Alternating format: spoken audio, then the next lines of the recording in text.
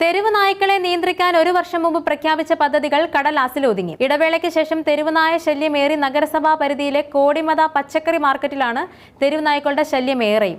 മാർക്കറ്റിനുള്ളിലും പുറത്ത് MG റോഡിലും താവളമടിക്കുന്ന ഇവരുടെ ആക്രമണം ഏറെയും ഇരുചക്ര വാഹന യാത്രക്കാരോടും കാൽനട യാത്രക്കാരോടുമാണ്. തെരുവുനായ നിയന്ത്രണത്തിനായുള്ള ABC സെന്ററിന്റെ സമീപത്താണ് ഇവയുടെ വിളയാട്ടം. നഗരസഭയോട് ചേർന്ന പനച്ചിക്കാട് പഞ്ചായത്തിലാണ് ഏറ്റവും കൂടുതൽ തെരുവുനായകൾ ഉള്ളത്. കഴിഞ്ഞ വർഷം തെരുവുനായയെ പിടികൂടാൻ ശ്രമിച്ച പഞ്ചായത്ത് വൈസ് പ്രസിഡന്റിന് കടിയേറ്റതും വാർത്തയായിരുന്നു.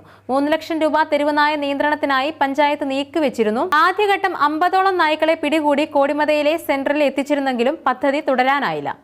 ഇതോടെ നായശല്യം ഇരട്ടിയായി. നാട്ടുകാർ നിരവധി തവണ നായശല്യത്തെപ്പറ്റി പരാതിപ്പെട്ടിട്ടും ഫലമുണ്ടായില്ല. തെരുവുനായ നിയന്ത്രണത്തിന് വേണ്ട പദ്ധതികൾ ആരംഭിക്കാൻ ജില്ലാ പഞ്ചായത്ത് തദ്ദേശ സ്ഥാപനങ്ങൾക്ക് നിർദ്ദേശം നൽകിയിരുന്നെങ്കിലും പദ്ധതി നടത്തിപ്പിൽ പണഞ്ഞെരുക്കും പ്രധാന തിരിച്ചടിയായി. Mega ABC centre, mini ABC centre, post operative cages എന്നിവ ആരംഭിക്കണമെന്നായിരുന്നു നിർദ്ദേശം. സാമ്പത്തിക ചെലവ് കൂടിയതും സ്ഥലം ലഭിക്കാതെ വന്നതുമാണ് പ്രതിസന്ധിക്കിടയാക്കിയത്. ഇത്തരം സെന്ററുകളിലൂടെ 60ലേറെ നായ്ക്കളെ വന്ധീകരിക്കാൻ കഴിയുമായിരുന്നു.